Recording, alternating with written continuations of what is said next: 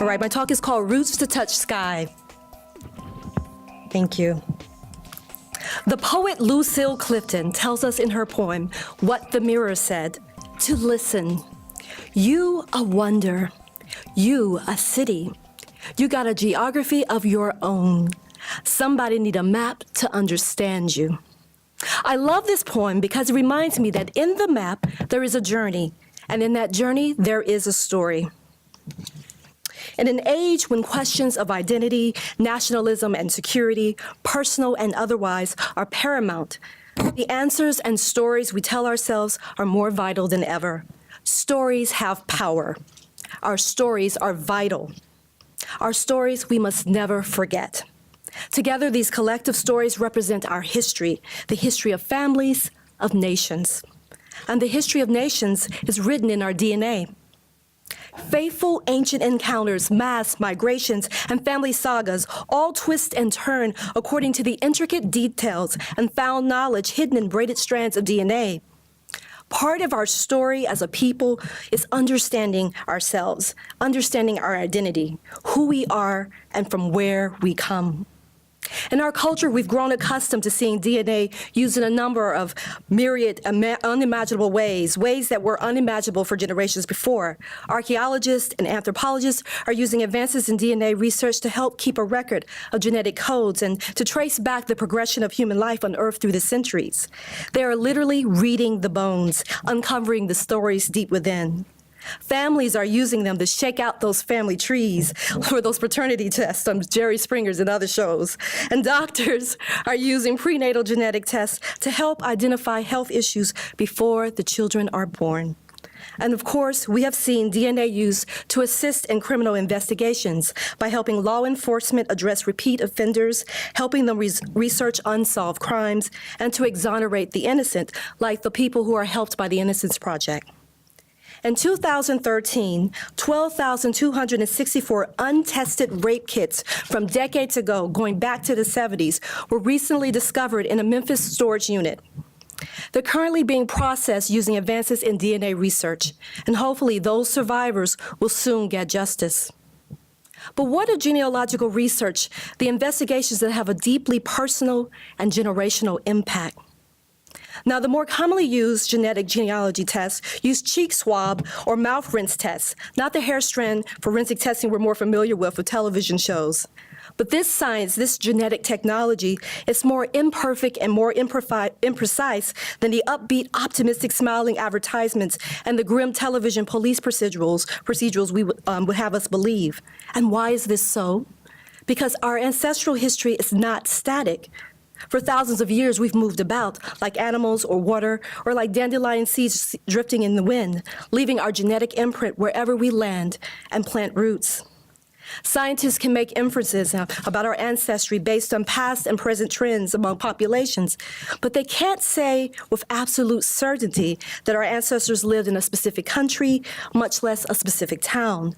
What they can do is track patterns, make other possible inferences about our progressions of life across continents and across nations. And this constant movement is the story of humanity. But it also makes it increasingly difficult for geneticists to distinguish one region's population from another. Difficult, but not impossible. While there may be few certainties, there are probabilities. And this information can be truly useful, if not life-changing, when combined with other genealogical tracing tools, such as historical records, oral histories, which I'm particularly fond of, folklore, maps, archaeology, anthropological, and other material culture. And for many, this question of origins and of heritage is an emotionally charged one, and rightfully so, where a probability of hope is better than none. I'm one of those people. I'm one of those people who believe a little hope is better than none. So let me tell you a little bit about my story. Some years ago, before shows like Finding Your Roots, Ancestors in the Attic, Genealogy Roadshow, and African American Lives were created, I was one of those deeply curious people who, after some soul searching, chose hope over fear. Now, I say hope over fear because I come from a people who remember Tuskegee. We remember Miss Evers' boys and the doctors whose names we don't remember now. who aren't often, let's say, they aren't often discussed. We know the nurse, Miss Evers, but we don't know the doctors who did the research and did the experiments on the farmers in Alabama and injected them purposely with syphilis and then watched them die. I come from a people who remember the secret, unethical radiation experiments that were conducted on Black newborns at John Gaston Hospital in Memphis in the 1950s. And I come from a people who know what a Mississippi appendectomy is. If you don't know, ask Fannie Lou Hamer. A people whose unsettling history with the medical profession and science is chronicled in books like Harriet Washington's Medical Apartheid and Bettina Judd's beautiful poetry, Patient, and in my own new work, Sleeping Under the Tree of Life. I come from a people whose desire to never forget in art, in all of our cultural productions, is often faced with controversy, judgment, and denigration. Others may remember, are celebrated, and in fact, they're respected for doing so.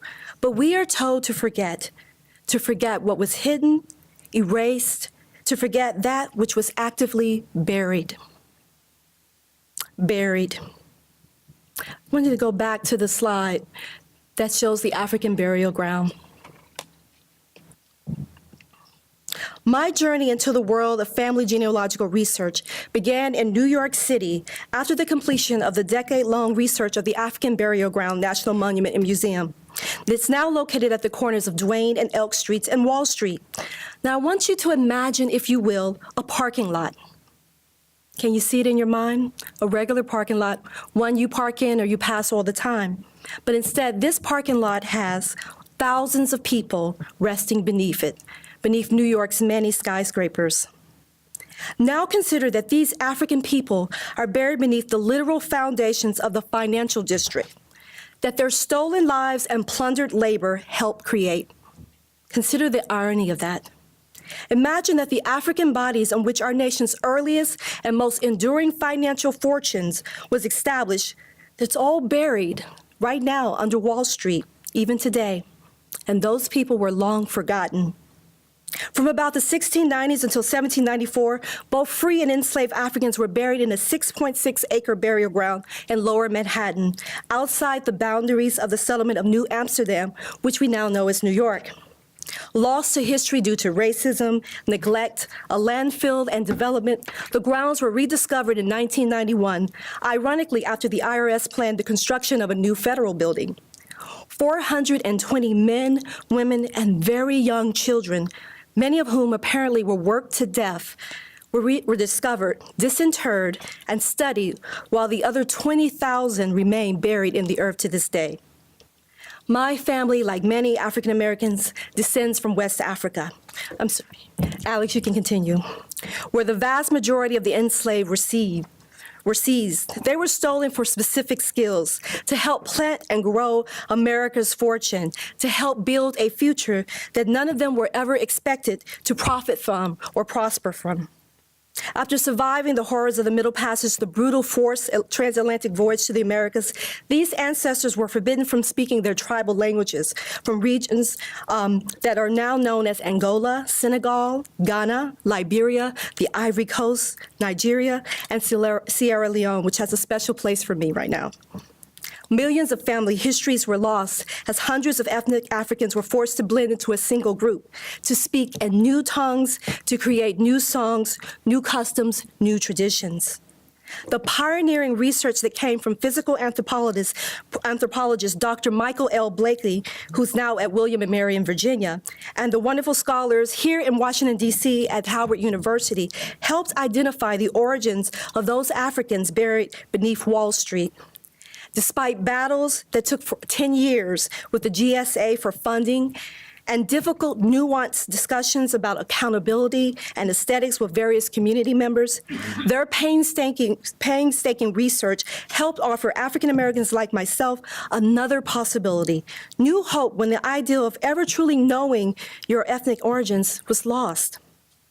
As a science fiction writer and a poet, the question that inspires and transforms and transports me is that magical question, what if? All writers follow that muse and search for that answer. But the question that consumed me long before that simple one was simply this: where am I from? The African burial ground research helped to show that mitochondrial DNA can help point that way home. And while it makes up a tiny fraction of all DNA found in a cell, its link to maternal roots is crucial for Black Americans like myself.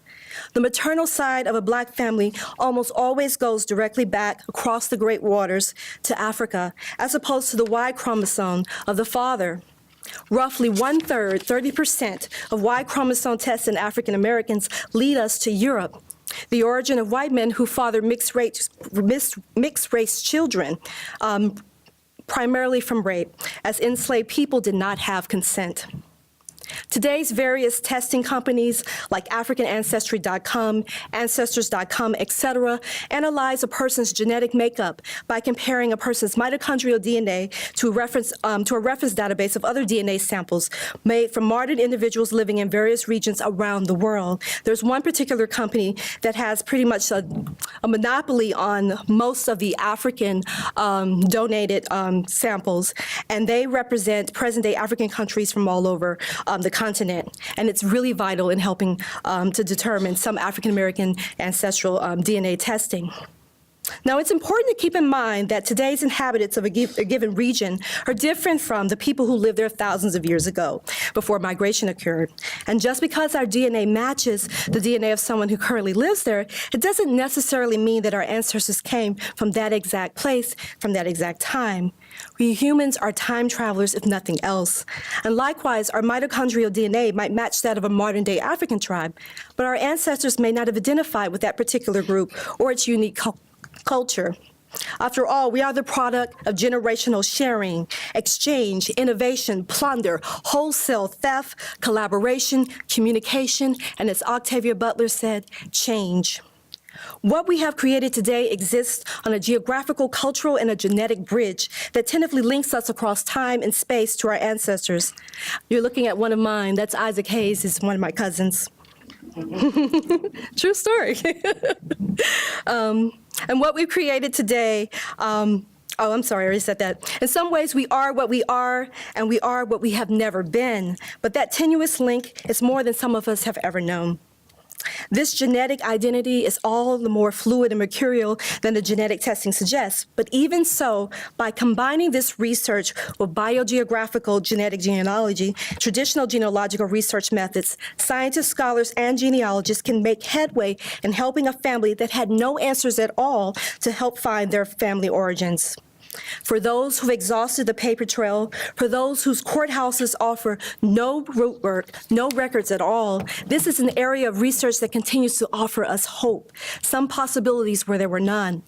And as more and more people choose to get tested and contribute both their DNA test results and their family trees, we can make vital connections to and beyond these important paper trails and the oral histories and the genealogical databases. And places like Louisiana have a lot more resources in terms of paper trails than some of the other places, because they were very keen on keeping a record of their property.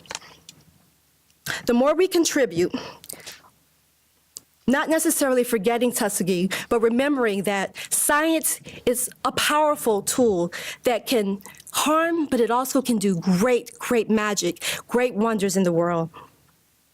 We can help scientists and researchers identify more patterns and draw better, more accurate probabilities, if not concrete conclusions. For those where the paper trails ended, like mine did in the fields of Virginia, where the branches of family trees are hidden or forever lost in fires or in silence, for those who never thought that they would ever find the information that other families have just in circumstance. They know where they come from, both sides often. The imperfect knowledge of DNA is better than nothing at all. For all our reaching, for all that we do not know, there is still some dark matter in this braided universe well worth exploring. Each of us has our own geography. Each of us comes from a map that eventually leads back to us. DNA genealogical research can help trace those roots, unburying stories long hidden. I'm hopeful about that future. I'm hopeful about the advancements in this field, for the stories it can tell us, for the stories and old worlds we can study and deconstruct, for the stories we can retell and revise and make anew. For me as an artist, This field sparks my imagination. The creative possibilities are endless. I've been writing so much since I did my own DNA testing. Then I found out that supposedly my family is from Sierra Leone, and the tribe that I am most connected to is the Mende tribe. And what you've been seeing as I've been speaking are some of the quilts from that area, and also some, this is Michael Blakey, who did the initial research that made all that possible.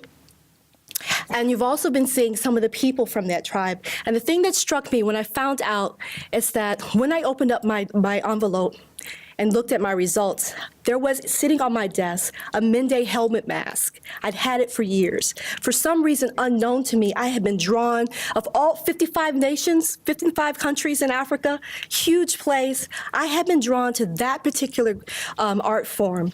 And I find out that I have a physical ancestral link to it. It was amazing. And when I start looking at the pictures, and I put some of them in the slides, this is the African burial ground, I found family resemblances, particularly for Isaac Hayes, my grandfather who's on here, and from a chief, an elder from one of the villages by the river. I live by the Mississippi River. I was completely sparking as an artist, as a poet. I couldn't believe all these coincidences. But for me, there's just so many roots to explore. And I know that it's not perfect. And I know that it doesn't tell us everything, but I have to tell you, as a person who had only been told that their family were slaves, initially in Virginia, walked from Virginia, almost a trail of tears, to Fayette County, Tennessee, and then the history is what it is, I knew nothing beyond Virginia. So this is amazing. Being able to explore these roots, being able to excavate the shared layers of time, these roots that are so long and wondrous, I can't imagine anything more exciting. So that's my presentation about the genealogical research, how it affected one artist, and we can talk more about these maps and all the research that came out of that in 1991. All right, thank you.